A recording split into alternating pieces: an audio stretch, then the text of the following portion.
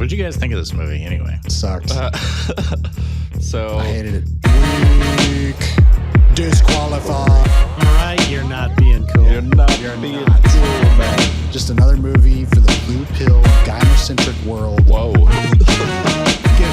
out of here with that line. What the f was that? That like took me right out of the movie. Just a bunch of beta chumps. Yeah, it's very one note, so only much of the time. God, Jesus Christ. Cover the whole movie. Welcome to Raised by Video, a podcast about movies hosted by three idiots and one extremely funny and cool and handsome guy. That would be me. I'll let you, the listeners, decide who that is. What? Wait, it's not just me on this podcast right now? They still can't see us. They can tell by our voices who's the smartest Got a very handsome voice. and the coolest. Mom always said so. Such a handsome voice. My name is Matthew Doggett, and I'm joined today by 3 out of 4 of my brothers. Say hello, everyone, going in order of IQ levels, since I'm clearly the smartest and the most handsomest. Hello. God damn it.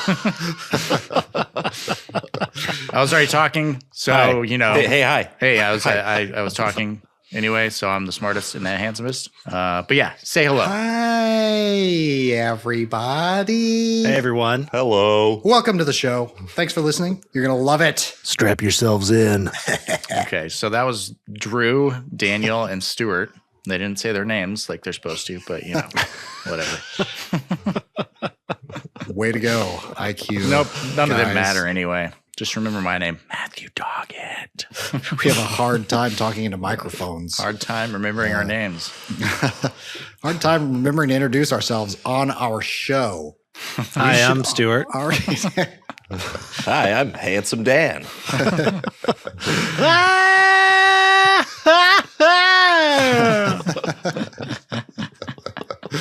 Hey, I'm Drew. Welcome. Great, we That did part's it. true. We did it. Thank God. It only took us 7 minutes. What's the next part of the intro? Today we'll be reviewing Joker 2, Joker Folie, or whatever. I don't know how you say that. Folly of ducks. Fuck it. Fuck a duck. Joker fuck a duck. That's what I felt like by the end of this movie. I felt like the duck.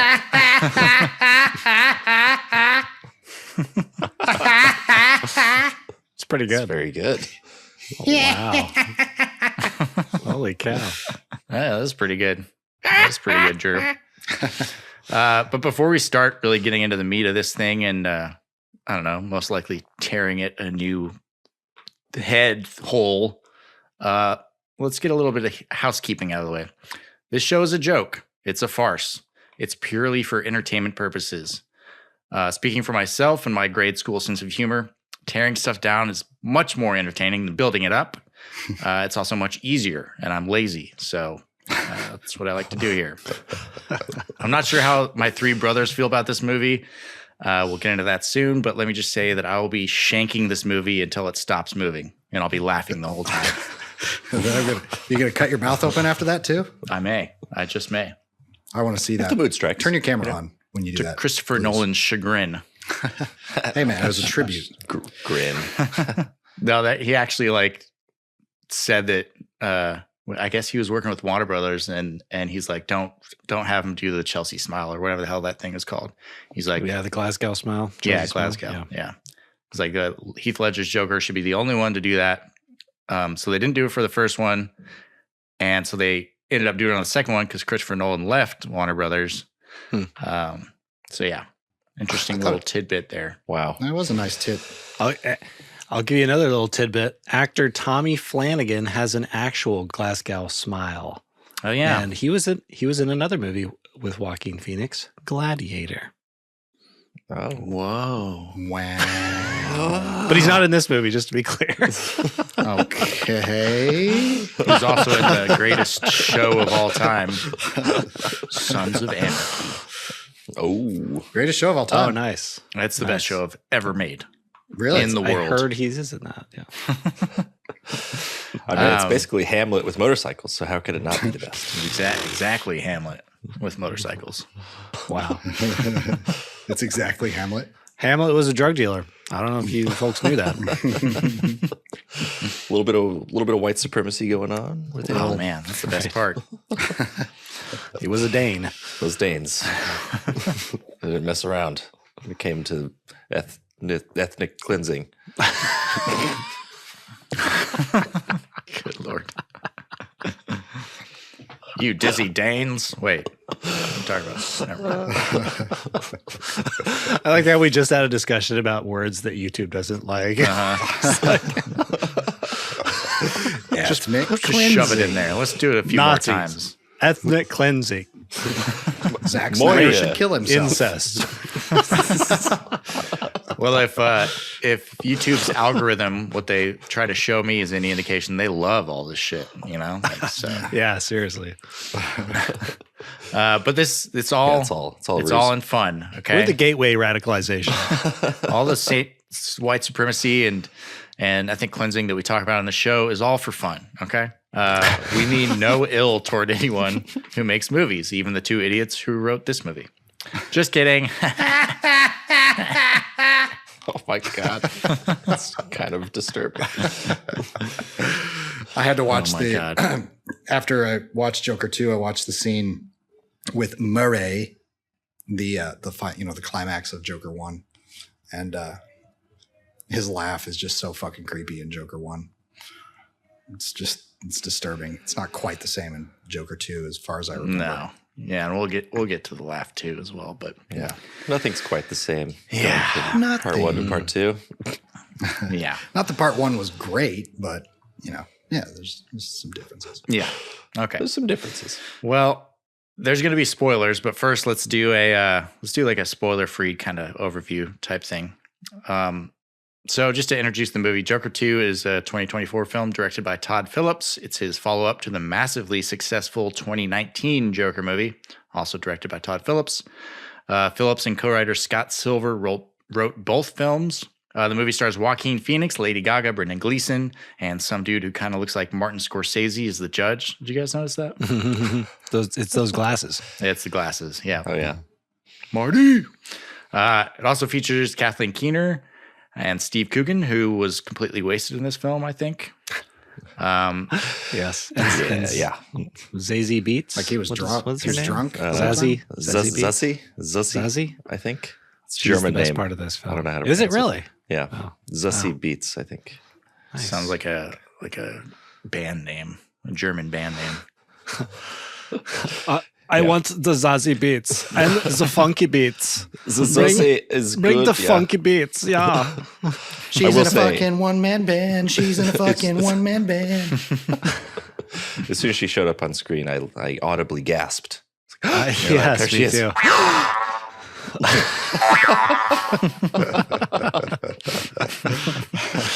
Nice. Like, finally, this movie just got much better. She is great. I mean, even in a tiny scene, she just is so magnetic. I love her. She's great.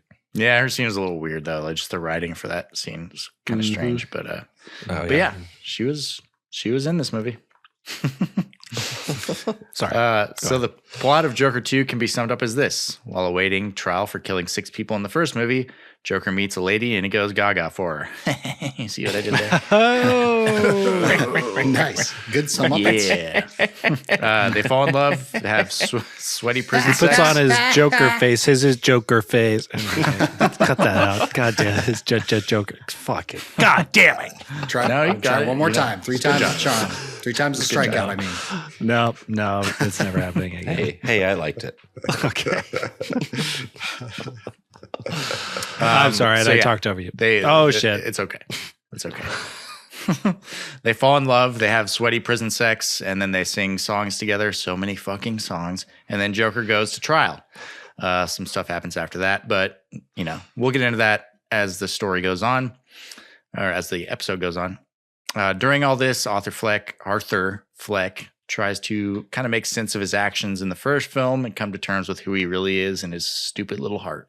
So, what did you guys think of this movie? Let's go youngest to oldest today. Stu, give us your spoiler-free thoughts on this movie. I don't get it. Those are my thoughts. Okay. I don't know. Yeah. Stuart didn't watch the movie again. Again. I skipped The it. dog ate his homework. Yeah, I was the whole time I was like, why was this movie made? Who is this for? What is this for? Yeah, it was really weird. It was depressing. In more ways than one. Yeah. Yeah. Yeah, it gave me one of these.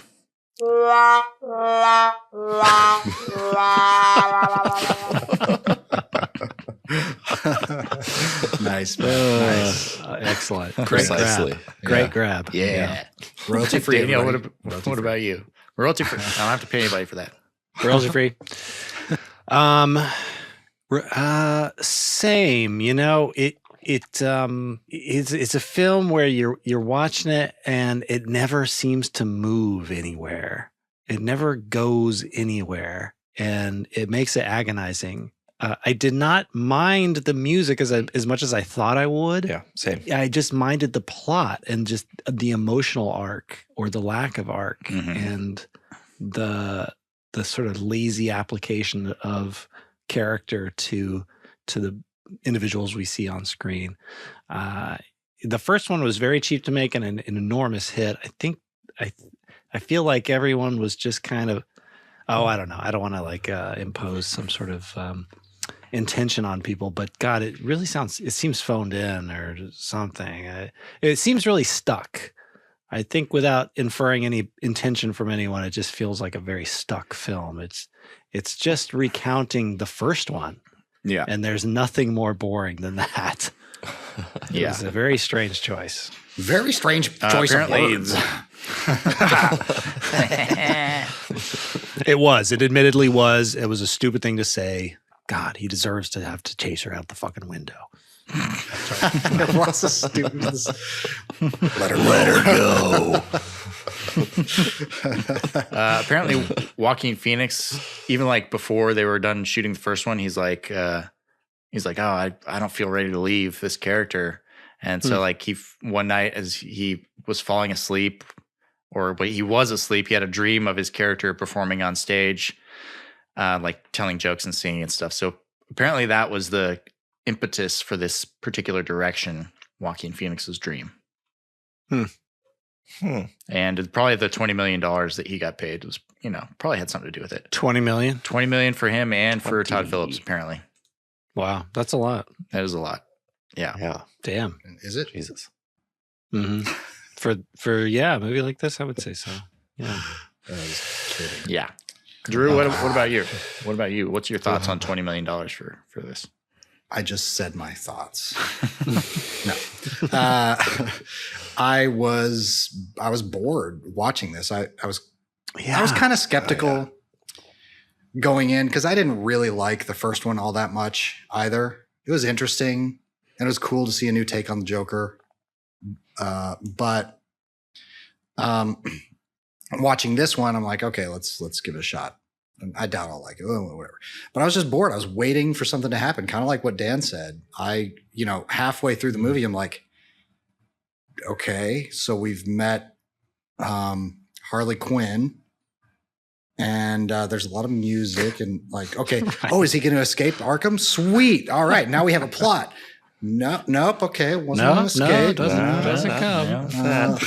I was bored. I don't know. Yeah. Yeah. A little later, like, all the inmates, all his fellow inmates are getting really riled up about him. It's like, oh man, they're gonna take over the asylum. Yeah. Break out of there.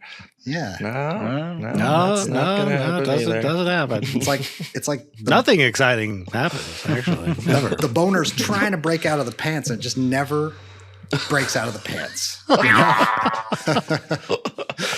You're like, I want to see a Joker movie, but no, you never get fully hard on the Joker. Just too bad. He gets fully hard for the first time in his life. We'll talk about that. We'll talk about that. Yeah. We're getting into spoiler territory. Yeah, we are. Yep. So let's dive in. Let's just keep going. Okay. Spoilers from here on out.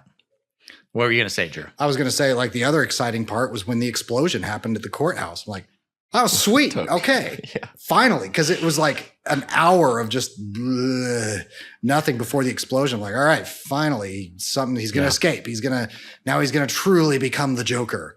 But that explosion was just after he said, I give up. I'm not the Joker. I don't want to do it anymore. So, you kind of, again, the boner's trying to peek out. And but you still never get fully hard. It's like he's got a city full of goons ready to do his bidding, but he never becomes the Joker. It was just it was floppy. This movie is like flaccid. It's the exact opposite of him becoming. It was a cold night for our Joker. It was a cold with his little tiny little. What'd you say, Matt? It's just essentially the exact opposite. It's undoing all of the character development that was done in the first movie. Right. Mm-hmm. Totally. So even annoying. There's like a couple little bits in Joker where he interacts with young Bruce Wayne, and he like has this flash to young Bruce Wayne in his head at the end, and it's like it's setting something up, and it feels cool. It's like, oh, this is an interesting take. And then they just completely disregard and ignore that whole arc, or if you can even call it an arc. Yeah, they just undo everything. Mm-hmm. Yeah, should be called Joker: The Undoing. What does folie à deux even mean? The madness of two. It's like a shared psychotic disorder, shared delusions. Cool. So like Joaquin Phoenix and Todd Phillips. Oh, got him! Zing! Jesus. Oh my God.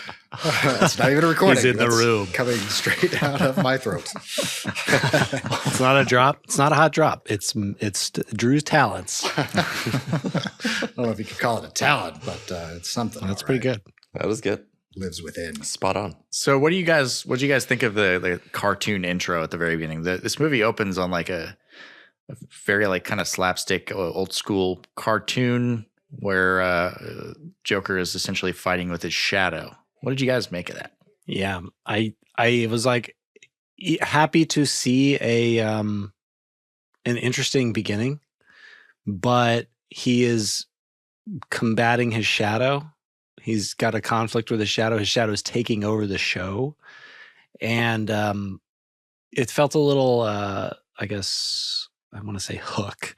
That dates me probably, but Peter Pan-ish, right? But it becomes a split personality sort of message. You're like, I see what they're doing with this film already. They're going to make it that he has two personalities and one of them is evil. And that's kind of what they get into, although you as a viewer know it's not true. And that's the conclusion that you come to in the end. And so you don't go anywhere ultimately. And so I don't know. It was cool. It was cool as superficially, but it never, I don't know. It was like, okay, I know exactly what this film is the minute I saw it. Right. It's essentially just showing you kind of what they're going to try to do, but they even don't really fully try like do it, you know? Right. Yeah. Yeah. No, it fizzles out. It's his lawyer's defense. And then it just kind of goes away. Mm-hmm. And he rejects it. Right. It's claiming that he's actually the Joker. That's his true self. But then he just kind of reneges on that. It's like, actually, no, I'm not that. Right. All it took was getting raped by 3 guards in Arkham and then watching my buddy Ricky die for no reason. Right. That's why I stopped being the Joker. Yeah. It's too broken. violent. Too much violence. Yeah. I'm tired of getting beat. Even though that was like the whole premise of the first one. This world's fucking fucked up, man. Psychologically beat, physically beat. Fucking fucked up. Okay, question. Did the umbrellas change color when he was walked out? Yeah, I noticed that too. Yeah, they changed the colors when he was relishing that brief walk in the rain, and then they were black again when they got back in. Yeah. Green, yellow. Yes. Yeah, red, totally. Okay, orange, it did. whatever. It did. Yeah, I liked that. I really did. And I was like, okay, this could still be a cool movie. But God, it really goes downhill. Yeah, I think that kind of primes you a little bit, sets you up Yes. for when the music starts, because the music starts after he meets Harley, if I'm not mistaken, So it's like you're in his head. It kind of primes you for the notion that you're in his crazy little noodle, singing songs with the love of his life, he thinks. So I think, that was a cool touch. I like that idea that it's priming you. I think you're exactly right. That's good. It's good stuff. You're goddamn right. Smartest IQ guy right there. You're in his head. You see colors. You also get a lot of golden sun and lens flares when he's feeling optimistic and happy and stuff. And so it's a nice visual touch that the filmmakers were doing. I liked it. Yeah. It helps underscore what the audience should be feeling. Sorry, go ahead. I was just going to say stylistically, cinematographically, it was really, really nice, really beautiful. Yeah, it's gorgeous. Arkham's fucked up and dirty. It looks good. The lighting's good. I wish Arkham had a little bit more personality to it, honestly. It's Arkham. Yeah, totally. The Arkham in Penguin is good, I thought. Yeah. That's what I couldn't stop thinking about that series as I watched this movie because it's so well done. It's like a great villain backstory. And that's what I was, kind of hoping for. That's kind of what the first movie, did.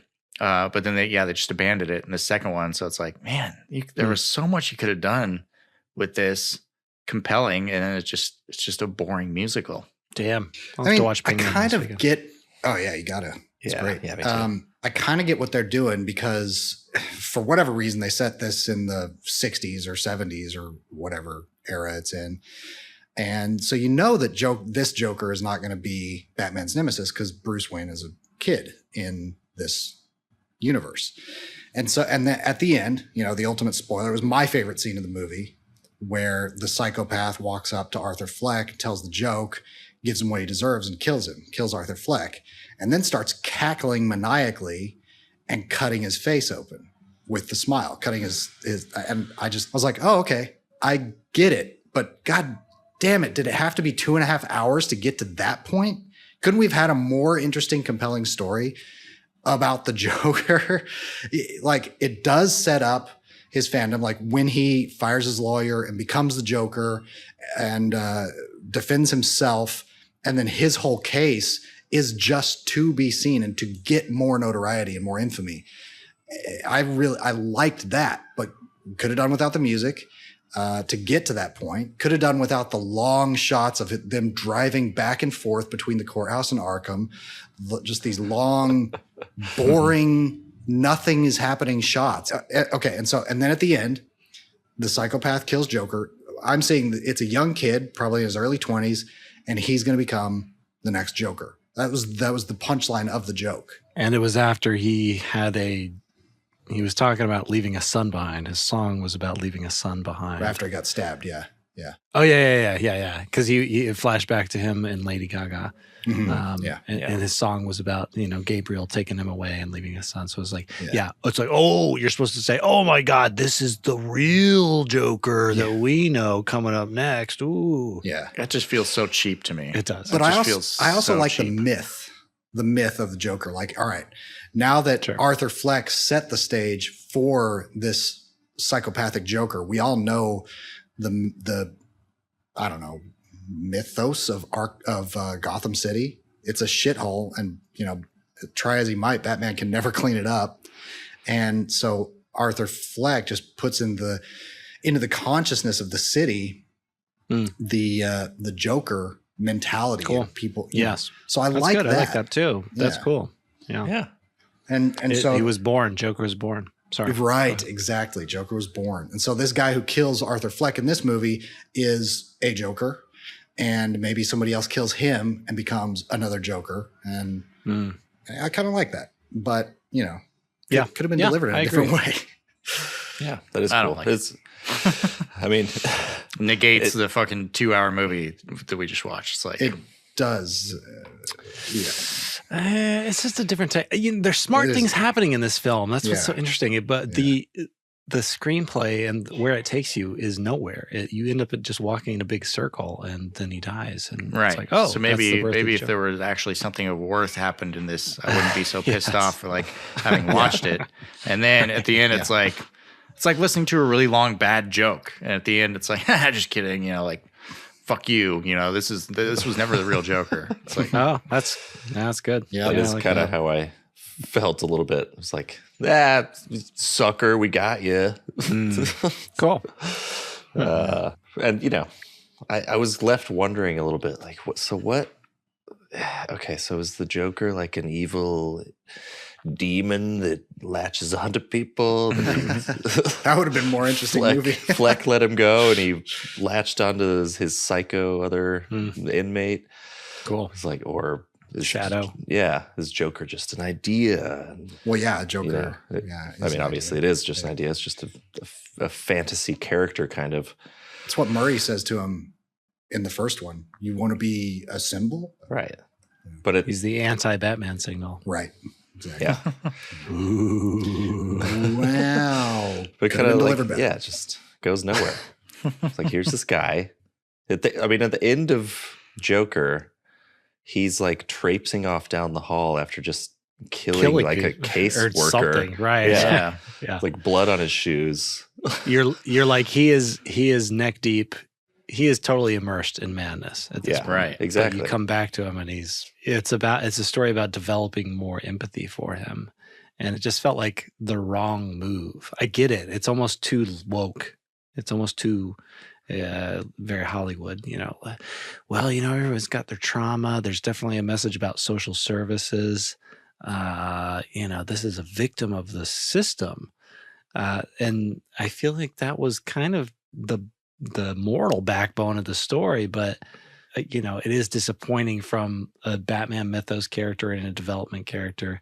I get what they're going for, the human angle, make the audiences empathetic to him, but it's not enough to carry a willing audience through 2 hours and 15 minutes of story. It's just, it was a misstep, I think. Because what is the message there? It's like, if you have mental illness, life's a bitch and then you die.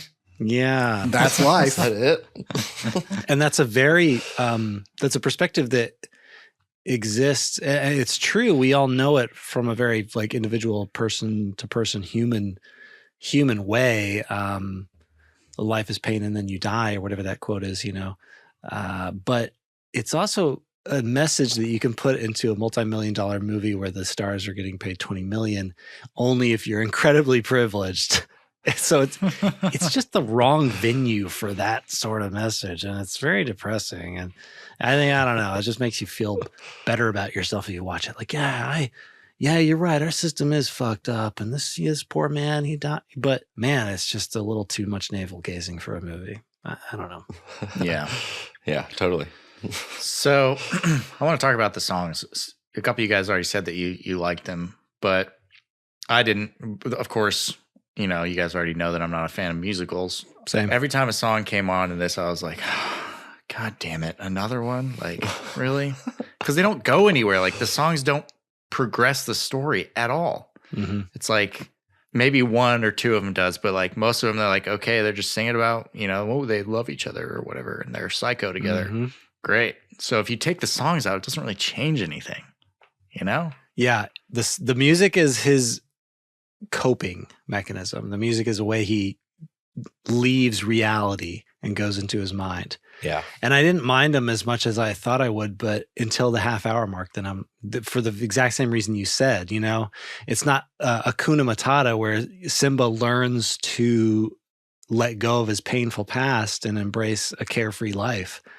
It doesn't do anything for the story, you know. It doesn't further the character in any fucking way. I totally agree with that. Yeah. Yeah.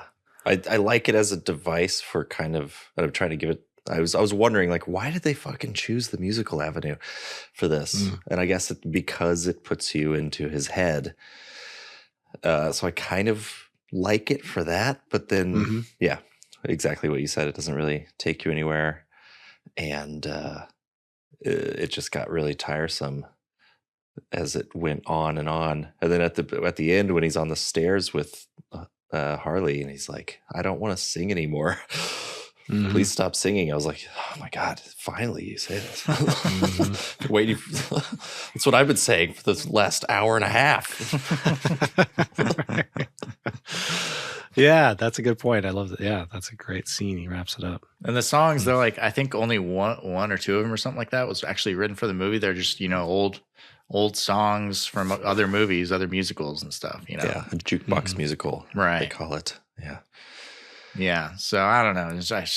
I feel like for me, the bad decisions were like compounded on each other, you know, with that. They really were. Yeah. Yeah. It's unfortunate. It could have been, as a Batman musical, how cool could that have been? Holy cow. Yeah. You write original songs and everything. Like you could get really creative with that. Yeah. You're in Joker's head, for God's sakes. How do you make that boring? Yeah. and so unfunny. Yeah. Right. So Like fucking depressing. there were a couple of laughs, but they weren't like belly laughs. The first one actually had some hilarious moments in it. Yes. But I was like, Puddles. what? Puddles' moment? Puddles was fun. Yeah. I was like, what is this? What is the tone of this? Just misery? It is like a fuck you to the audience, right? It's like, I know what you expected. We're going to make you we're just going to beat you to death with a message of empathy for people with mental health. It's like, you're assuming so much about me. I came for a movie. I have empathy for people with mental health. For God's sakes, fuck off. I came to see a movie about the arch nemesis of Batman. For fuck's sake. Exactly. Yeah, it did. The whole movie does kind of feel like a fuck you to comic book fans. Honestly, it's like, right? It does. It does. It's so goddamn boring. Okay. The most boring court scenes I've ever seen. Seriously. Oh my god. Although I must say that I did love seeing Joaquin Phoenix like dancing around and stuff. That's always fun. He's a good dancer. Yeah, I like Joaquin. Yeah, his performance is always great. Oh yeah, it really is. Yeah. He's the standout for sure. And even the way he sings, it's really unconventional. He has these flashes of voice. Psychotic intensity that really come through. That was great. He did a great job. Yeah. Yeah, he did. I don't know about $20 million, great, but he was good. 17 million. There we go. Perfect. Yeah. So there's some things I didn't understand about this movie. Like at one point when he's like out in the prison yard laughing, he's like tied to a pole. Does anybody know what that was about? I didn't understand that. I think it was punishment of some kind. What? Tied to a pole? He's like in the rain laughing while there's like guards behind him watching him, and he's like next to a pole and it's like tied to his waist or his jeans or something. Yeah, there's like a rope going up out of frame. I didn't know. That was a weird scene. It came at a strange moment. I was like, what the fuck? Yeah, they're like, does that make you, what was it that he did? I think it was after we kind of established that he sings in his mind when he sings watching the telecast from the group sort of rec area. But a guard asks him, does that make you feel scared? And then he starts singing. I'm not sure. Did it come right after that? That's a great question because it struck me as a little funny too. You feel like something was in the script and they cut it out. It was strange. Yeah, I didn't really see what it felt like a punishment. The context was. Yeah. Yeah. I don't know. And when he laughs, he's kind of crying, right? We kind of established that. Yeah, and that's another thing about this movie that I didn't really like because they don't address that at all in this movie. It's like, his lawyer's trying to make it that he, make it seem like he's crazy, but they don't ever talk about like how he laughs when he has anxiety or anything. It's like they completely ignore that from the first movie, which I thought was really cool. That was the one part of the first movie that I really liked. It was interesting. Yeah. It was a big point of his inability to connect with society. Right. Yep. Didn't even mention it. Not a single time. He even had didn't he have a card or something? Did he? Yeah, he did. He would give it to people and like, I have a condition. Yep. That's right. Wow, I kind of forgot about that. That's crazy. Yeah, me too. I forgot about the card. I do. I did like the first one. I really did. I felt it packed a punch. It was pretty. I liked it. Pretty fucking solid. Yeah, me too. Yeah, but in this one, Joker's just a beta bitch, man. What the fuck? Exactly. Beta. Although when he's the woman with her, he lasts a really long time. I was gonna say he got like 7 good thrusts, and I'm like, God damn! I was jealous. Yeah, way to go, man! Good job, I buddy. am so jealous. Holy cow. I don't know if that's ever happened. And looking, what's her name? Lady Gaga looking like Kurt Cobain. Oh my God! Oh. You cut your hair.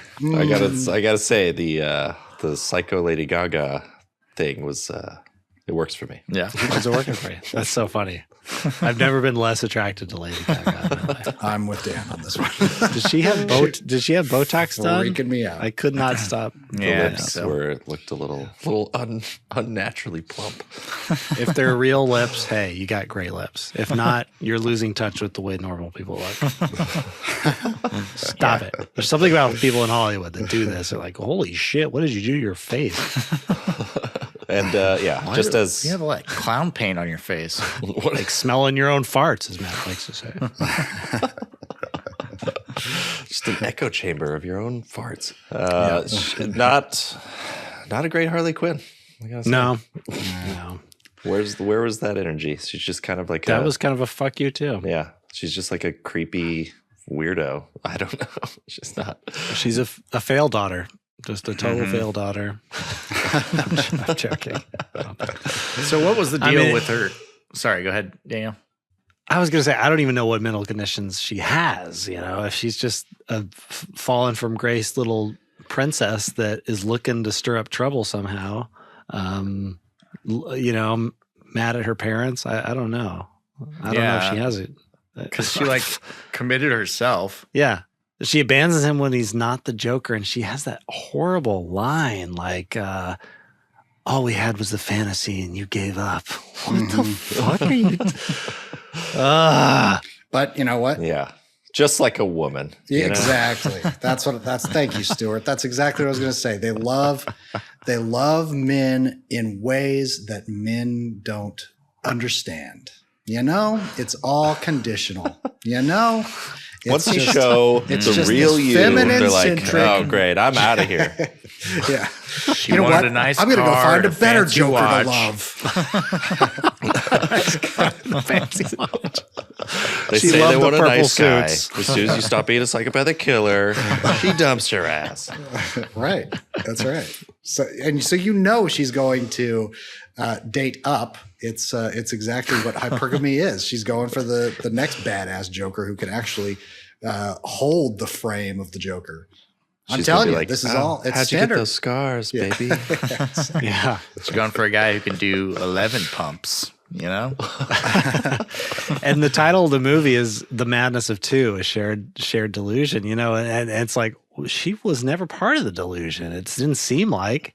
No. It's almost like she was playing him and was disappointed when he gave that up. But I don't think she actually shared in the delusion. No, I don't think so. No, I don't think so either. She just wanted to like be near this hero, Fame. quote unquote hero that Right. she thought was, you know, awesome. And I don't know. Yeah. It's an allegory for fame, I guess. But Yes. Is this movie is it about starfuckers? Yeah. Groupies. and so, by the way, what the hell kind of ship are they sailing over there where you can just like turn yourself in, like commit yourself to an asylum for the criminally insane, like fraternize with mass murderers? Like, what the fuck is going on there? I don't get I that. know. Yeah, that's ridiculous. Yeah. Hey, it was a different wing of the asylum. Okay, so Oh, different right. story. Yeah. Softcore Because wing. Brendan Gleeson B-wing. was like, I want to sing. Right. Minimum security. We know that because it was painted on a wall. Oh, They just really? let the most Oh, I didn't famous see that. murderer in Gotham just go hang out with these people. That's, you know, Right. it makes sense. Right. Exactly. It's Before his ridiculous. trial, even it's just Yes. yeah. You want to sing some songs? That's cool, man. Yeah, we go sing some songs. Sing some songs. All these nice people. And we just Even that's some therapy. contrived. Gleeson is a singer, and so it's like, okay, he wanted to get in there, but you know how it's a byproduct of his contrivances to do something he wants. It's like, really? You're going to base a movie on that? Feels kind of lame. Yeah, Joker has like no agency in this. Things just happen to him, right? Just initially, even gets into the singing class, prompted by nothing in the story, is from him. It feels contrived when things happen to our characters, even if it's justified cerebrally in the story. It just feels convenient emotionally. So you just eject. You're like, eject button. This is weird. I'm going to watch it, but it's weird. yeah, very very strange. What about Steve Coogan? I was really happy to Love see it. him in this. I just kept thinking, dear God, let them be firm. Yeah, but then he's like playing a straight role and doing an American accent. I'm like, I don't know about this, bro. Pretty solid American accent. I don't know why Oh, yeah. they cast it, but I fucking love it. I fucking love Alan Partridge. Oh my God. That's one of my favorite films. Yes, Alan Partridge is the shit. Steve Coogan's awesome. It was weird. It was weird to see him, and then like nothing funny happens. Like you cast one of the funniest people in the world, and then Yes. just like, don't do anything funny. This is a serious scene. Take it easy. Yeah. Maybe he's trying to branch out. I don't know. Yeah. Who knows? Maybe you got $20 million. Hey, if he did, This good is for him. stacking up pretty quick. Good for him. God damn. Baller. So yeah, okay. Harvey Dent. Oh boy. I don't know why my mind fixates on this, but you know, from the first time I saw him, I was like, this is not fucking Harvey Dent. But there's one scene where he like stands up to like say 2 words to the judge, and he like buttons his jacket, and then he like immediately unbuttons it to sit down. I'm like, what the fuck was that about? He was doing shit that's like normal. that the whole That's what you fucking do with movie. That's what you do with suits. That's what you. Yeah, but he milks it. He milks it No, way too much. He milks every single fucking line. Way Yes. too long, way too much. He's a ham. Canned ham. A canned ham. Are you saying the character milked it or the actor? He looks like a 10-year-old boy. Oh, the actor. The actor. The actor is I guess it's- distracting. I guess I get if you're trying to make Harvey Dent like the hero, if you're trying to, again, say a fuck you to the audience, say a fuck you to the comic books, and be like, oh, Dent's like this smarmy dickhead assistant DA up and coming. Mhm. But the actor was just so distracting. If that's what he was going for, he put way too much sauce on it. Yeah. It was it was distracting. Glad I'm not the only one that was distracted by his weird shit. Every time he had a line, I was like, what the fuck are you doing? It's like, yes, I absolutely was Morty, like squinting. What are you doing? And the poor guy, I get it. You know, he probably had direction. You know, actors don't work in a vacuum, but there's something about the smarminess that it was just like not working. It wasn't a true. It looked like an actor playing a confident guy. It looked like an actor playing an overconfident DA, Right. not an overconfident DA. Yeah. Poor exactly. Gotcha. Exactly. Poor guy. Gotcha. Acting is hard. Acting's hard, man. Acting's But hard. You should quit. Yeah, well, No. you know, if you don't suck, it's not that hard. So, you know what I'm saying? Jesus. Yeah, just quit sucking, man. Come on. You really should stop sucking. You really should just stop sucking. And what about when he gets they give the homage to Two-Face after the explosion? It's like, oh, that's what causes it. Right. Yeah, Just he's feels got like like a half-ass kind of A like. couple little bleeding wounds on the left side of his face. Like, okay, Right. great. Mm-hmm. Like, oh, he's going to be pissed about this guy named Joker who gave him these wounds. He's so vain. I know. And his voice And is what so was the- deep for such a skinny man. Yeah, it's very distracting. Like, oh, I see what they did there. I don't care. Yep. Yeah. Nope. Don't care. Like, This guy would be the easiest fucking villain to break over your knee. He's just a 10-year-old playing to be an adult. There are probably 2 of them in that trench coat. Yes, exactly. That's why he buttoned it when he Yeah, to hide the other one. Double-breasted buttoned. Yeah. Billy, close the flap. The judge will see me. Don't say my real name, Harvey. But yeah, it was just like a perfunctory wink, wink. Like, hey, we're still in the Batman universe, even though we have basically abandoned that trajectory for the past 2 hours. Yeah. Hey, remember Batman and Robin? This was a better movie than what we're making right now. But still the Batman, still the Batman universe. God, it makes me want to watch Batman and Robin. How fucked up is that? It's pretty Pretty fucked up, man. It's pretty bad. Put me in a masochistic mood. I'm fine. You don't have to put me on S word watch. I'm good. I have to put you on ethnic cleansing watch. Sincerity watch. Sincerity. Oh God, no. A G word watch. He's okay. Don't worry about it.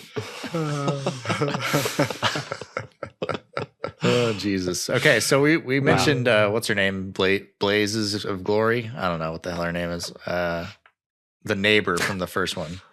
Oh yeah. Somebody help me out. Zazie Beetz. Zazie Beetz. I alluded to her like testimony earlier, but I don't know. Did anybody else think it was weird? It's like, yeah, she was my neighbor, and you know, Arthur's mom was my neighbor, and she told me that like, yeah, she told me that he has this laugh, and he made up a story. She made up a story for her dumb son that he was put here on earth to make people laugh, but he's not funny at all. Pathetic, right? I was like, what the fuck? Where does this come from? Like, is there? It's coming from the I don't Bible, know. Matt. It seemed She swore contrived in to me as like, The Bible. this is a casual conversation you had with your neighbor where she's like talking shit about her son. Like, I don't what? I don't know. Yeah, it seemed just struck so me as odd weird. to me that the only explanation I have is that we kind of phased into Fleck's head, and that's what he was imagining. That's that kind she of was what I saying that thought stuff too. about him. Yeah. I agree. Because you kind Yeah. of come back. You kind of, I think they zoom in on him or push in on him. Yeah, And then she starts goes- fading out. Yeah, and he's like suppressing a cry or a laugh or something. And then then he sings that probably my favorite song, if there is such a thing in this movie. There's always a Joker, and you know the Joker. Cock the hammer.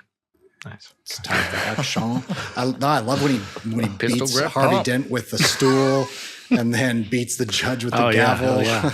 and then shoots himself in the head. Oh, yeah, and with that then fake fires ass his gavel. lawyer. Yeah. Oh yeah. Thanks to Yeah. But you're right. He comes back and he's like, I can't take this anymore. Yeah. Right. Okay. So yeah, I just didn't understand that part. Okay. Yeah. That's me. Because like, Well, I agree with you in that. Oh, sorry, Stuart. I agree that It it's was hard. unclear. Yeah, it is The fact that it's not clear to you is a failure from a filmmaker's perspective. yeah, totally. $20 I think million. when we come Yes. back into the scene after the song, it's kind of backtracked a little bit. So she's starting to speak, and she said some. Zazie is starting to speak about, or starting to answer the question in a different way. I think, at least that's what I took from it. So it kind of just tells you what's going on, but not. Even that was vague and weird. Which also could be a choice. I like the idea of, because he doesn't maybe, well, you'd think he probably does actually, but he may not know when he's phasing in and out of reality. So let's do Right. that to the audience and make them unsure of their footing. Okay, great. I get it. But it's great as an idea. In practice, it just fell flat. This film is fascinating for a couple of reasons. And one of them is just the choices they make. I get it. It just didn't work out Right. for me. So it's like, I know what you're doing, but it was just a little too unclear or something. I don't know. It's interesting. Fascinating little movie. It is. I feel like everything got really silent. I think when Drew mutes his mic. Drew, you can just leave your mic on. It's fine.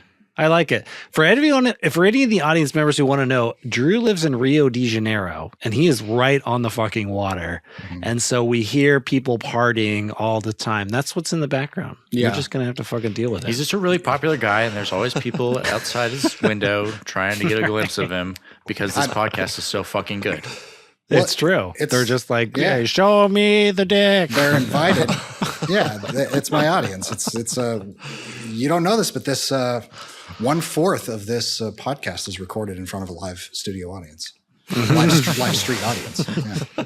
This is what they sound like.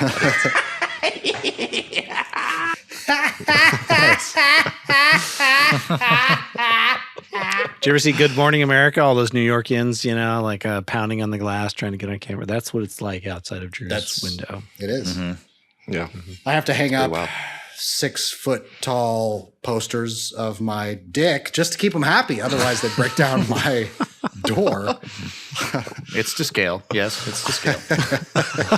I was going to say it's a 6-to-1 scale. But Hey, you watch your mouth. that's still a foot. That's pretty good. That's a pretty good dick. Yeah, my It's a brother's got a pretty great good dick, man. This is my brother Drew. He's got a great dick. Great dick, great podcast. Hey, you should see this guy's dick. Drew, take your pants down. Hey, come on. This brother wants to see your dick. Show him the thing. Come on. Don't be shy. What are you just shy all of a sudden? It's kind of weird. It's kind of weird that I don't have my microphone in front of me. I would show my dick, but where's my mic? You know what I'm saying? I'm out of my element. I have to have my mic to show my dick. That was the joke. Okay, sorry. Stuart, you're a fucking Jersey. What are you doing? Hey, you shy all of a sudden. What are you doing? Come on. Who you fucking child? What's that? Half the East Coast to your dick. What do you put it away now? Now would we need it the most? We need it the most. I'm trying to get a lady here. This brother wants to see your dick. Come on. No dick. My whole before- life. before we make I've been riding ourselves. the coattails of your dick. Come on. Don't let me down. Oh my God, my abs are killing me. We got G words up in here. We got S words to spare. If you L word our P word, I'm gonna get up in there. Become a patron if you want and get more D words in your ears. I'm gonna Z word your A word, and I hope that's crystal clear. As Norm Macdonald would say.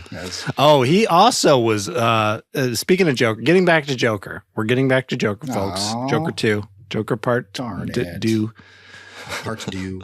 Part D. He also experienced a terrible prison ordeal, and it was, he had something to say about it. You fellas have a lot of growing up to do, I'll tell you that. Ridiculous. Completely ridiculous. So they did rape Joker in the bathroom. I wasn't sure, but I think you don't know. that's what people think. Yeah, That's I don't what know. I'm pretty haven't- sure. Yeah, That's Pretty what Jenny sure. said. She's like, did they rape? I think they raped him. Oh, I they was like, fucking raped him. I don't Why know. else would they have him take off all of his clothes? Go in the shower. I mean, I With- thought only and- inmates did that because they couldn't, get laid from women, or they're gay, whatever. It's fine. It's cool. I don't Yeah, care. to understand, it's about a power thing because Yeah, it's a power Gleeson thing. recognizes is some of the coolest shots and moments where it starts to create a structure in the story, but it goes anywhere. Is it pushes in on Gleeson as he's recognizing the growing power within Joker. He's I think he's also a little jealous that Joker gets to sing or something. Or experiences these moments, but he just sees the power growing in him, and it's I think the rape or the beating or whatever it ends up being, we don't know. I think that's the idea. It's a power. It's a power move. Yeah, it's to break him down. Dominate him, right? Okay, how about this? Who's the best Joker? What do you guys think? You ever dance with the devil in the pale moonlight? Who plays the best Joker? I'll answer the question right now. One that doesn't sing. Oh, Damn. nice. Well, No, but seriously, who do you think's the best that Joker? rules out Jack Nicholson and Arthur Fleck. Fuck. I guess it's Heath Ledger. Or It's tough. Jack Nicholson and Heath Ledger for me. It's like, God, Yeah. how do you choose? Who do you choose? Man, that's tough. I got to go Heath all the way. I do too. I think Heath did really hit it out of the park in a way that Nicholson couldn't for that time. Right. I think, yeah. 1989. What? That was the time. Heath Ledger was like a freaking alien in that movie. Yeah. Like I've never seen anything like that. It's true. It just stands out as a Yeah. performance. And it just captures obviously the tone of those movies is the darker Batman, the Frank Miller-esque long Halloween type of thing.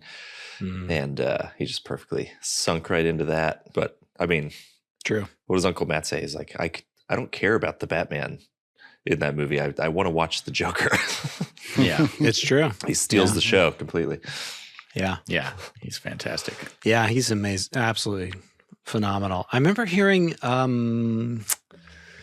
what's that actor who plays, The actor who plays fuck.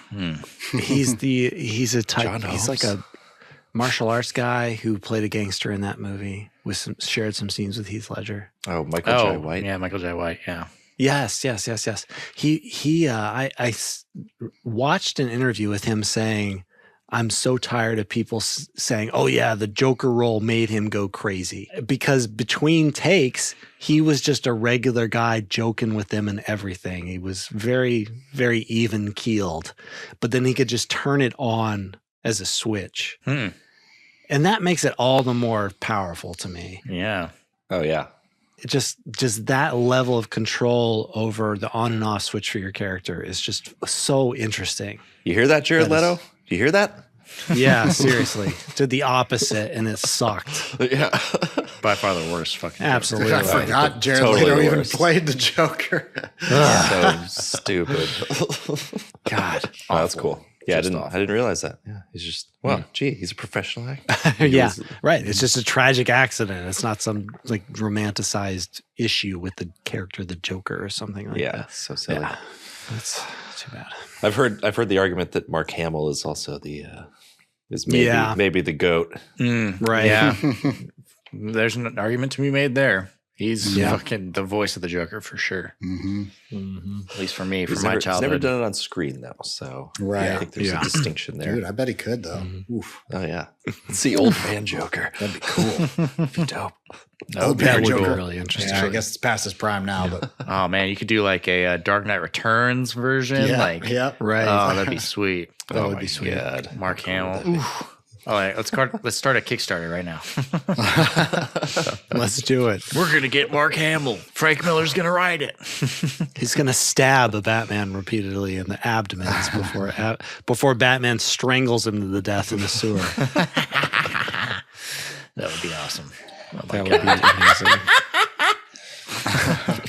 Was that Stuart? Was it? Was that a drop or was that you? That was me. Sounded like Stewart. Yeah. Wow. All right, getting back to Joker 2. Oh, sorry. Yeah. So, you got something to say? You got something to say? My favorite moment in this whole movie, I do have something to say. I'm sorry. Favorite moment. Favorite homie. damn. That's me. I owe audiences an apology for this episode. Dan's fucking wasted right now. I'm so fucking wasted on legal things. I'm just tired. I'm a sleepy boy. When Harley Quinn puts the makeup on the visiting glass and then it goes out of focus and he smiles behind the blurry red. I was like, that is cool. That was a cool That touch. is cool. That is interesting. I've never seen that before. It works. I like it. It cements those two characters together in a way. And it says so much about the relationship. Very, very cool. I really enjoyed that. Yeah, he kind of moves into the smile. Yeah. I was also thinking like, damn, that's a nice little film trick they just pulled. Yes. Like, how the fuck did he know? He's a pro. He's a pro. Just knows where the lens is. It was just a cool touch. Maybe took some rehearsal. Yeah, it was excellent. They took the time to make that happen. That's pretty precise. Yeah. I like it. Yeah. Way to go, Jack. Way to go. You know what I really liked? I liked the part where he's like saying to Harley Quinn, he's like, I can't live without you. It's very cucked of him. Very cuck beta bullshit, man. Weak. Yeah, exactly. Beta. That's not an alpha man there. That's not a powerful man. Nope. But you got to have empathy for him. No. That's the message. I don't have empathy for cucks. Okay. They deserve to be bred out of the gene pool. Yeah, I just thought that line was a little too on the nose, you know? Exactly. Yeah. But before that, when the courthouse blows up, did it bother anybody else that there was like a whole bunch of rubble that he climbed down? I was like, where the fuck did all this rubble come from? There's like How did it? did so much I was rubble. like, that there. is an awful lot of rubble. I'm pretty sure everyone in the courthouse should be dead. Yeah. And he was There's the that much closest rubble. to the blast, and he's the first one to walk out. I'm Yeah. like, this is Yeah, the only way, like, I had to justify that in my mind, right? Because I was like, well, is he just so used to pain and violence that he was like, was it in the forefront of his mind? Like, okay, there was just a bomb and I can now leave. Like, what the fuck made him get up first when he got the brunt? I think there was somebody in front of him, between him and the blast, if I recall. It was like, I think it was a guard, one of the guards pulling him away because one of the members of the audience said, "Quit laughing, you freak," and tried to attack him. And so then there was that rubble. Can I use rubble in that sense? tussle. Tussle, not rubble. There's a little rubble. Rumble in the court. Barney Rubble? Rumble. Terrence Rubble? Oh! Matthew Doggett is an author. Go check out his books. Yeah, read my Trouble books. series. Read them. Terrence Rubble. They're on Amazon. Terrence Trouble. Trouble. T. Rubble. Much more compelling character than Arthur Fleck. Oh, wow. Or Harvey Dent. Or Not a Harvey Dent. Definitely not a cuck. Not a beta. Big strong man. He smashes the vag. Sure. Is what I'm trying to say. He fucks. He fucks. Monster fuck. Okay. So 7 thrusts. Drew, were you in the middle of saying something? After the explosion, I think there was somebody between Fleck and the explosion. Oh. Okay. I'm not sure though. Maybe So that's he what created the rubble. That's it. It's a lot of rubble. It is. But yeah, that would partially explain why he survives and like is the first one up. Yeah. But then he runs outside and goes down a bunch of rubble and then Neatly arrayed into a staircase. yeah, exactly. Made of foam. And then there's a guy waiting down there for him who has a car nearby, thankfully. But then when like he gets out of the car and runs and like the cops show up, like the cops don't chase him for some reason. I was like, why? Because the next scene needs to happen, I guess. Also think that they just didn't recognize him because it was kind of a crash. Like one cop car hit the Joker fan that was chasing him. And then the other cop was probably had his focus on that. Again, it's not clear. The filmmaking isn't clear, but my take was they just didn't see. It was just some random guy running down the street, not the Joker running down the street, you know? He didn't have his makeup on then. Yeah. They also seem to make a point that he's running into a seedy area, and it's easy to get lost in a seedy area where maybe cops fear to tread or something like that. Did anybody else get that? No. No, I didn't get the There's a lot of seedy homeless area. people on the street. I mean, there's just people on the fucking street. It looks like they live there. Oh, interesting. Isn't Yeah, I all didn't of pick up on Gotham that. a seedy area? I mean, Eh? Yeah. you're not wrong. Yeah. You're not wrong. Not the You're not Palisades, you know? It's part of the DA's jurisdiction. You don't know. Oh, nice. Sorry. Just referencing a better film. Our minds were all referencing the better Batman film of some kind. That's funny because I whole was time. going to say that like this movie suffers from the same thing that god-awful Matrix reboot suffered from, which is like it talks too much about the better movie that came before it. Yes. Oh, yeah. Uses that as a crutch for sure. Right. Yeah. Just Yeah. a giant reference. And that's Very what I was thinking, meta like- use of words. Exactly. I was like, is there some meta trick going on here that I'm not picking up on? Or is this really that dull? And if so, will you please stop it? Please, not everything has to be fucking meta. Concerning the background that you're talking about, Daniel, I'm not completely sure about this, but apparently one of the reasons it had such a big budget, this movie, was because Todd Phillips insisted on filming on location in downtown Los Angeles instead of in London on the studio lot.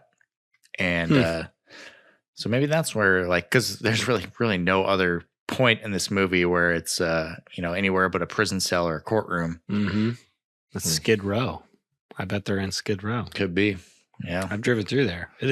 It looks exactly like that. That's interesting. Wow. Well, thank you. Interesting. Yeah. It was a $200 million film.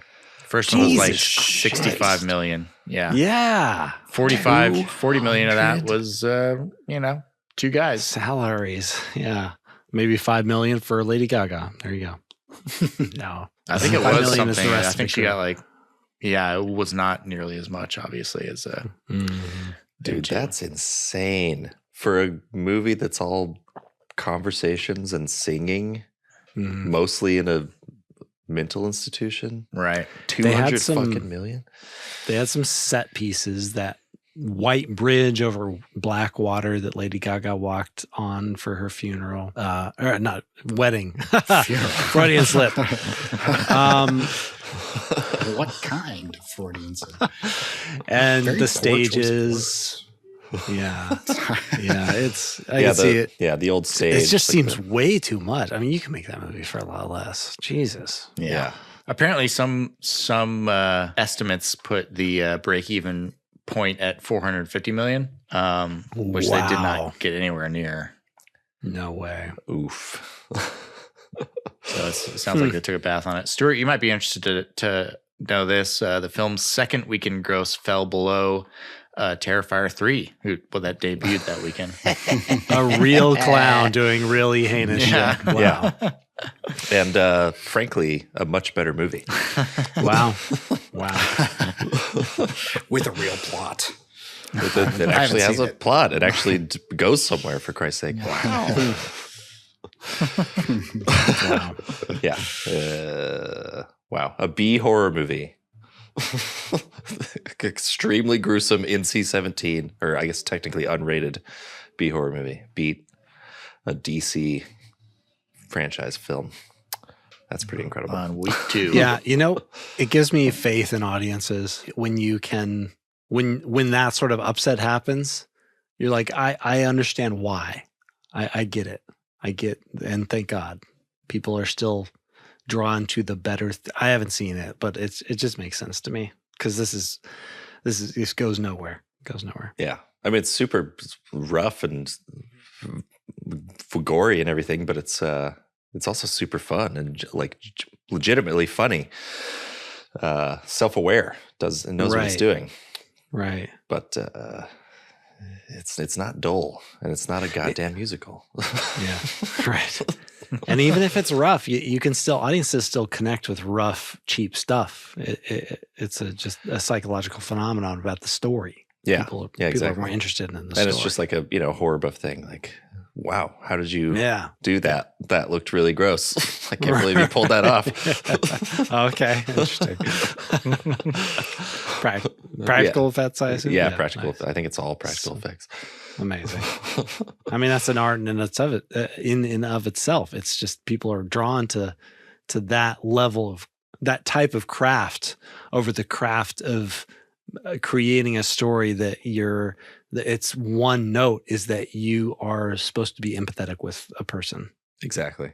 And Art the Clown, by the way, not empathetic. You shouldn't feel empathy for that guy. One clown I like, the other not so much. Love to hate him, though. Love to hate him. Okay. Then you have the whole thing of just the first movie not being a musical and then just doing the second movie as a musical. It's like, I don't know what they expected of audiences. And I know they were trying to do something like unique and to explore the Joker's psyche or whatever, but man, it just did not work. It really did not work for me anyway. There's some people who it did work for, and I have a couple of reviews that I think we'll close this episode out with. Nice. Let me ask real quick though. Yeah. There was a little bit of singing. There were like hints of singing in the first one, right? And it was mostly just kind of showing appreciation for music, right? Because there were some old-timey songs that his mom liked, that Arthur Fleck's mom liked or something. It's been a while since I've seen it, but isn't that right? And then they just kind of like took one of the smallest pieces of that first film and made an entire second film out of it in order to just go around in a circle. I think that's correct. Yeah. Joker's always been kind of a musical character. Well, like not completely musical, but like that's true. You could see him doing something like that. Very show tunes kind of entertainer kind of character, like Jack Nicholson in the art museum with the boom box and in Batman. Yeah, you're right. So like you said, Dan, like it could have been so much fun. It could have been like a really wild, funny, crazy musical. Crazy. But not with that tone, not with this tone. Like, wouldn't it have been better if the point wasn't to show that the Joker is this idea or whatever, or this demon or this shadow that clings to different people? If this wasn't the birth of the Joker idea in Gotham City, wouldn't it have been really cool to see Joker 2 of like him? This is what I was hoping for the entire fucking movie was him getting his goons, finding his power as Right. this horrible villain. That would be cool. That would have been so, and we could have had the music in that as well, with maybe more violence in the scenes, not just like beta love affair, of a man who finally gets attention from a woman. This is what people say: civilization was built by men in order to impress women, right? In order to have sex, in order to get that vagina. And Arthur Fleck finally did it, and he just turns out to be another weak man and not the actual Joker. He just gave birth to the idea. And so I don't know. It just would have been a cooler movie if we saw him getting the goons, escaping the courthouse, escaping Arkham, wreaking havoc, because he takes so much pleasure in the riot that starts in Arkham. He's dancing on the table, laughing his ass off at other people getting beaten and stuff. It's just like, I want to see that guy. I want to see the villain. One of the most iconic scenes in the first movie is when he's like, there's a riot going around and he smears blood on his mouth, like in a smile. It's like, that's the Joker, Exactly. But they don't do any of that in this movie. Yeah, he's doing that. He's like dancing on the stairs. That's like which they reference over and over in this. I'm like, oh my God, just get away from that first fucking movie. Yeah, exactly. Give us the real Joker. Give us Batman's enemy, even if it's not, even if it's 10-year-old Batman. Give us the real fucking Joker. God damn it. Who played the best Joker? Who played the best Joker? Who played the best Joker? Who played the best Joker? Maybe Cesar Romero, who refused to shave his stash, but definitely not Jared Leto, whose methods are pure trash. Nicholson danced to Prince, but Leto makes us wince. Let you cut that in half and remember that psychopath laugh. Phoenix was good in the first one. He shot Bobby D with the gun. I think we can all agree Leto's was like drinking dog cum. Okay, so for the last part of this show, we're going to do reviews. Unless anybody has anything else to say. Real quick, I just want to say the whole Harley Quinn Joker dynamic was kind of like not there either. No, it was kind of a non-relationship. It was a shadow.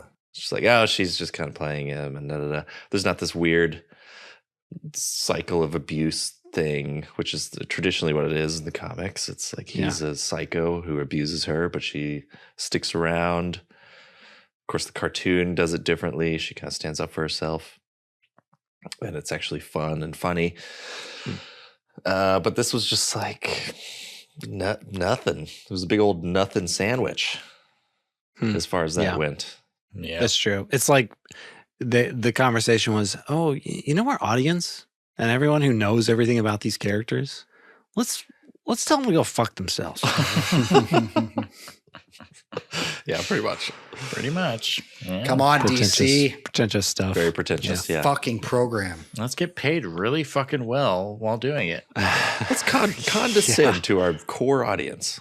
They love that. Yes. Yeah, they love that shit. I mean, I'm all for people getting paid for their work, but man, like, I don't know. It just seems so strange. Were we just talking about how some actors in Bone Tomahawk were basically, like David Arquette basically made minimum wage to make that movie? Yeah. Yeah, totally. Because, Kurt Russell loved it so much. I think S. Craig Zoller said that these people, he's like, they basically volunteered to be here. Like, we'll get you paid when we can get you paid, basically.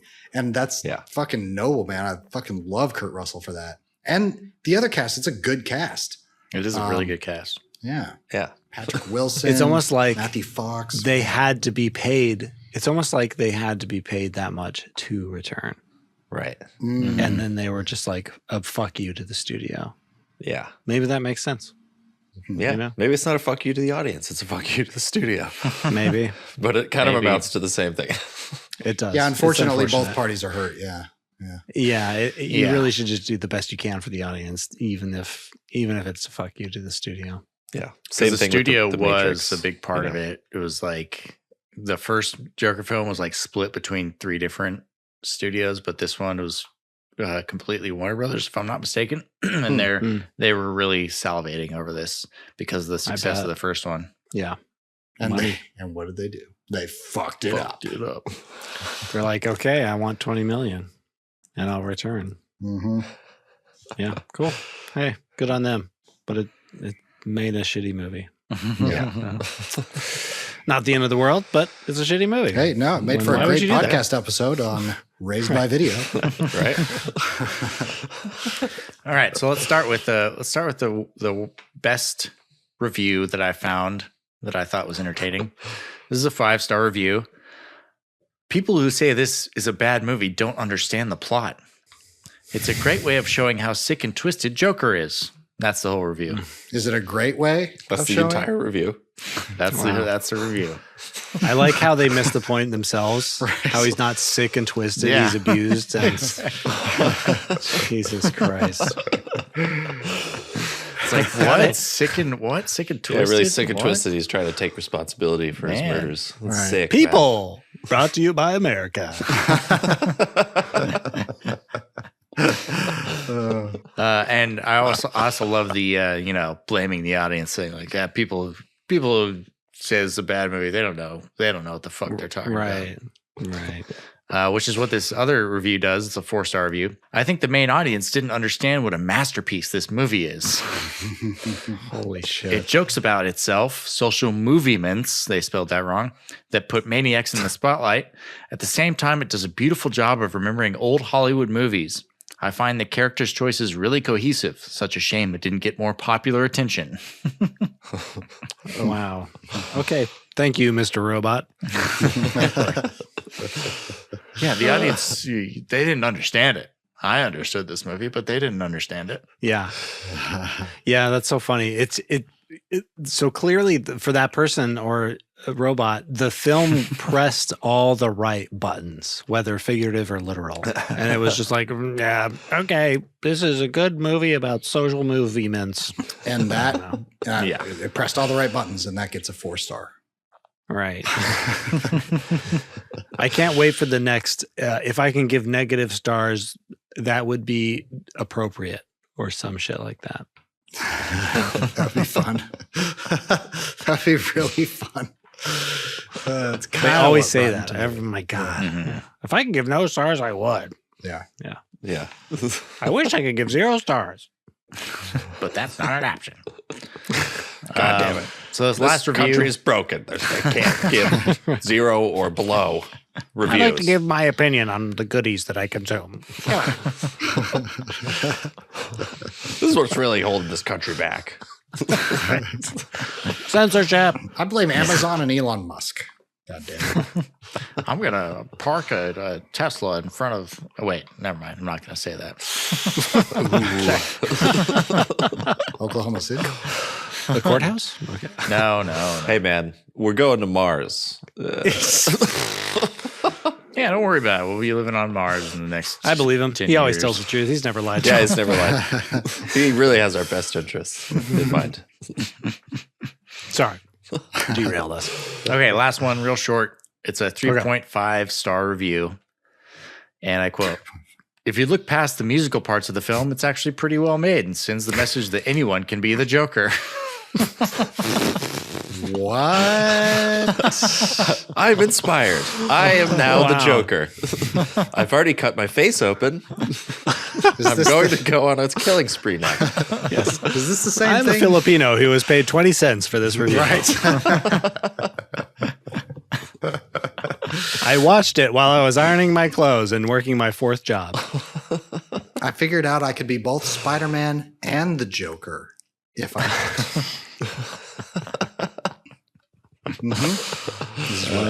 Awesome, Matt. Awesome. Where do you find a 3.5-star review? Rotten Tomatoes, they allow you to do Oh, okay. 3.5 stars, I guess. I don't know. Wow. Nice. Crazy. They Oh, allow yeah? you to do half stars. Yeah. Well, this is a good time as any to give our reviews. Drew, what do you think? What's your star/popcorn/soda review? Oh man. It's probably gonna be like a 3. 3 or 4, I'm gonna say. Yeah, that's the first thing that comes to mind. 3, because I mean, there was just at least I felt something during the first one. you know, it was a good movie, but I wasn't thrilled about it. I only watched it once. I never went back and watched Joker the second time. Joker 2, though, it's like I was bored, and I really don't want to go through all the music again, because at first it was like Dan was saying 8 hours ago when we first started this podcast episode.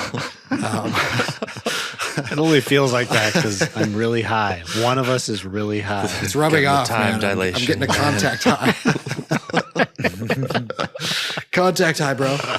But as Dan was saying, it's like at first it was cool. At first the music was fine, but I don't know. You know, at first I was like, okay, a couple of songs, that's fine. But then I was like, holy shit, this whole movie is going to be songs. And sure enough, it was. And I was just so tired of it. And again, there's no plot. It doesn't go anywhere. It doesn't do anything that the Joker should be or should do. And at least in the first one, Joker was Joker. You know, he was doing something. He was doing stuff. Being a very bad man. Very bad man. And this one, he's just, I don't know. It's a shadow of the Joker. The shadow. It's just a pawn in the system, dog. Right. It wasn't solid. It's not why we see movies. Yeah. So I'm going with I don't know, man. Maybe even a 2. God, so bad. Talk yourself into a 2. I'm going with 3. Nice. Okay. Don't go see this movie unless you like musicals. Out of 7? No, Daniel. Oh, not this time. Nice. Try again. Daniel, what's your score? Are you going to the mall today? That's what I was going to ask. Looks like those look like ours to me. Rudo. He's a basketball player.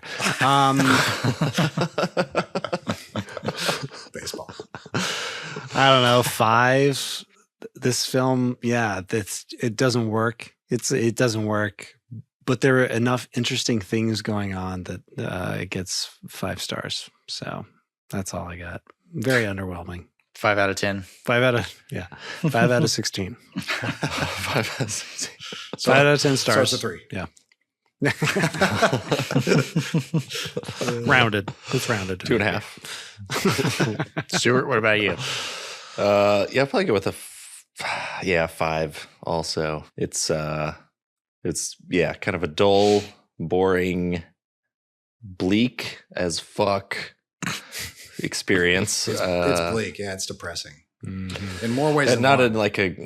not in a cool midnight cowboy kind of way. Right. It's just like a pointless because it's a goddamn it's a Batman universe movie.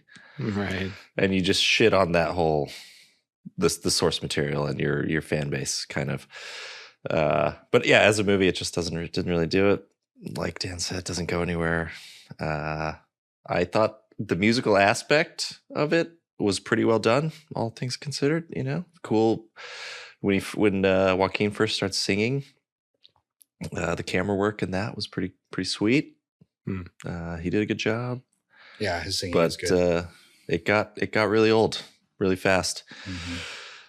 And but it looked great. It's a very, very good looking movie. So give it that. 5 out of 10. Nice. 5 giant gavels out of 10. 5 giant rubber gavels.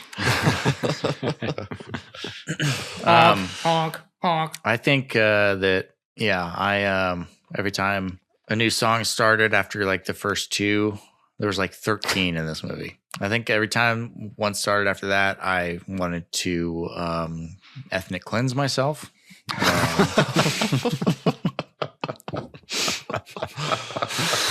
So I got to give this one 3.5 out of 10. Nice. Because if you look past the musical parts, it's okay. Anyone can be the Joker, apparently. It's okay. 3.5. Yeah, did not enjoy it. Of course, I hate musicals, so I kind of knew I'd hate it coming in. But, I got to judge something on its merits. If it's not Nightmare Before Christmas, then fuck it. Yeah. It's like they did La La Land in DC. It's like, okay. Right. I've never seen La La Land. but you know, Oh, you would love it, man. sounds awful. You'd love it. I don't do musicals either. Maybe Also, some Disney ones. Probably a That's it. needlessly depressing movie. Yeah, it was. Yeah. Really? We really just Like, watched why? Dreams Why? Die? God damn it. No, you can't do both. You can't both just have your fucking dreams and be a couple. Jesus Christ. People do it all the time. Spoiler. Well, Spoilers I for suppose that's it for Raised by Video. This is Matt saying. That was horrible. This is Matt saying. Nice. This is Drew saying,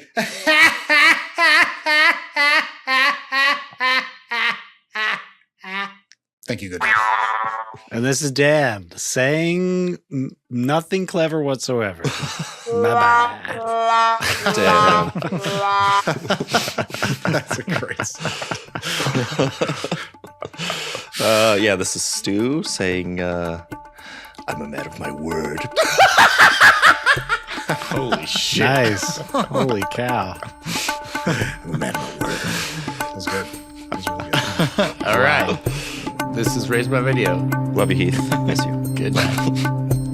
Bye-bye. Good night. Thanks for listening. Thank you. Ciao. You got singing, you got dancing, you got the filmmakers being pretentious.